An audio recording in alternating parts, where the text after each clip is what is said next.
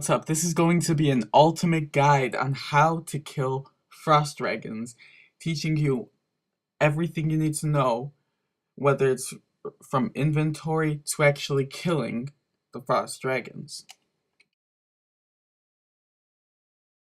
Alright, before we actually get into inventory and setup, there's a few things you must know about frost dragons. You need 85 dungeoneering to enter the resource dungeon in order to kill them. And seeing as to how they are monsters that use mage, you need mage protection prayers against them. In addition, since a new update that Jagex has made, you will also need high range defense bonus when you consider armor. Here I have a example on the type of inventory you want to bring and the type of setup as an armor that you would like to bring. Of course, anything that I have here can be changed, and it is also advised to bring more food in a familiar. Of course, depending on the level that you are, as with the update made recently, you will definitely need the food, and above all, you will need a dragon fire shield, or a anti-dragon fire shield, anti-fire pots, a stab weapon, or super anti-fires if you have, or are using something as a Zamarakian spear. So what I've done here is I started off in Faldor. There's several other ways that you could get there, including the fairy ring teleport from your house if it's in Remington, and things of that sort, even from Draenor Village if you wanted to.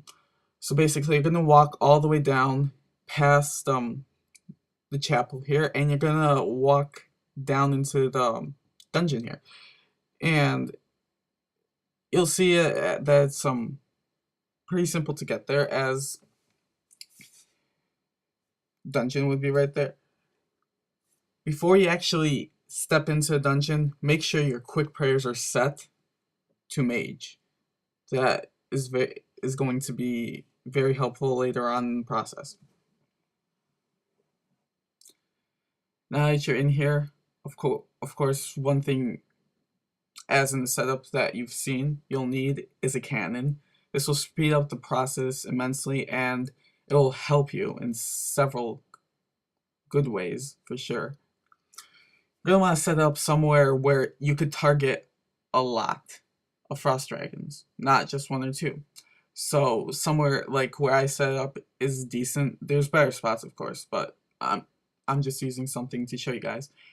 Now, when it comes to actually killing frost dragons, you have to pay attention closely to what's going on around them. Say right now, you could kill them easily, but as soon as you see a blue ball circling around it, you have to step off it and stop attacking. As what this does is sort of, in a sense, recoil all the damage you do to it. And as I found out pretty quickly when I came here after the update, you can actually die pretty quickly, not paying attention. So when you're here, you're going to really want to pay very close attention to your prayer.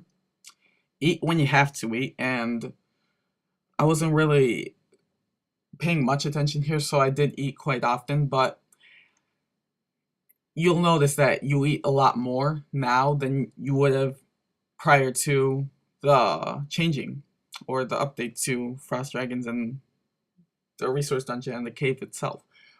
So remember, prayer and to eat.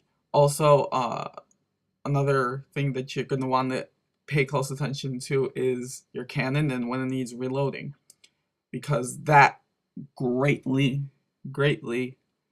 improves how many kills you get and how fast, and you're going to want to get in and out as quick as possible to waste little prayer and food at the same time and gain the most frost dragon bones you can. So you're going to just want to do this until you get full inventory and you feel you're familiar. The great added bonus of having a familiar such as a pack hack and bringing scrolls is that you could actually bank from here.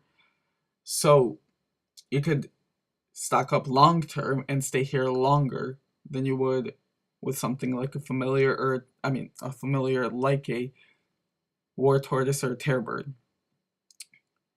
Again, this is one of the greatest ways to make money if you have the requirements and if you have some time and could pay attention to what's going on. So here's just an example of how I was killing frost dragons while making the clips for this video. You're going to want to pay a bit more attention than I was paying, because I did get hit quite often with sort of not staying off the dragon while the blue ball was on it.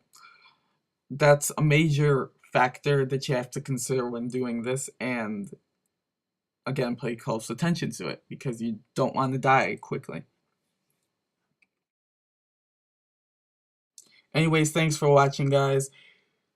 Like the video if it helped you, and subscribe to see more content. Thanks, guys. See you later. Peace.